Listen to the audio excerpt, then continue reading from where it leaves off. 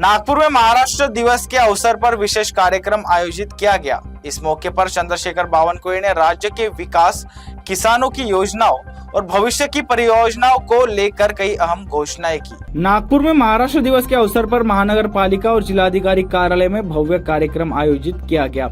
इस दौरान चंद्रशेखर बावनकुळे ने राज्य के विकास और भविष्य की योजनाओं पर विस्तार से बात की। उन्होंने कहा कि पहले जिन क्षेत्रों में बुनियादी सुविधाओं की कमी थी वहां अब तेजी से विकास हो रहा है। किसानों के लिए 12 घंटे बिजली और सौर ऊर्जा में बढ़त और 2030 तक ऊर्जा उत्पादन में अग्रणी बनने का लक्ष्य रखा गया है। राज्य में AI नीति के जरिए लाखों रोजगार सृजन की उम्मीद है। वहीं इंफ्रास्ट्रक्चर, मेट्रो विस्तार और स्वास्थ्य सुविधाओं को भी मजबूत किया जा रहा है। उन्होंने महाराष्ट्र के हुतात्माओं को नमन करते हुए सामाजिक समरसता और विकास को सरकार की प्राथमिकता बताया। आजचा दिवस आपल्याला महाराष्ट्र दिन तर आहेच, यासोबत कामगार दिन, मराठी राज्यभाषा दिन आणि आज बौद्ध पौर्णिमाही आहे। त्यामुळे खऱ्या अर्थाने या ठिकाणी आपल्याला महाराष्ट्राच्या औद्योगिक, आर्थिक आणि पायाभूत प्रगतीचा कणा म्हणजे आपला जो कामगार वर्ग आहे त्यांच्या अहोरात्र कष्टाने आज महाराष्ट्राचा आर्थिक इंजिन या ठिकाणी पुढे जात आहे।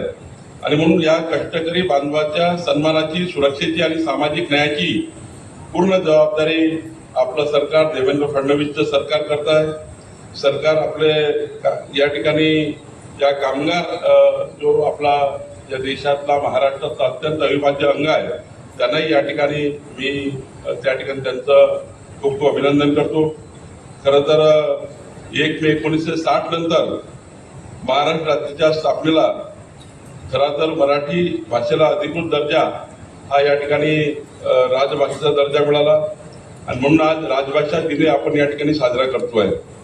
पंतप्रधान नरेंद्र मोदी यांच्या नेतृत्वात केंद्र सरकारने मराठी भाषेला अभिजात दर्जा देण्याचा ऐतिहासिक निर्णय 3 ऑक्टोबर 2024 ला घेतला आणि या निर्णयाने संपूर्ण देशामध्ये, जगामध्ये मराठी भाषेला एक उत्तुंग उंची या ठिकाणी मिळाली। त्यामुळे या ठिकाणी मी माननीय पंतप्रधान नरेंद्र मोदी यांचं मराठी भाषेला अभिजात दर्जा दिल्याबद्दल त्यांचा आभार मानतो। महाराष्ट्र दिवस के अवसर पर नागपुर में आयोजित कार्यक्रम ने विकास, समरसता और प्रगति का संदेश दिया। चंद्रशेखर बावनकुळे के अनुसार सरकार की योजनाएं राज्य को नई ऊंचाई पर ले जाएंगी और आम जनता के जीवन में सकारात्मक बदलाव लाएगी।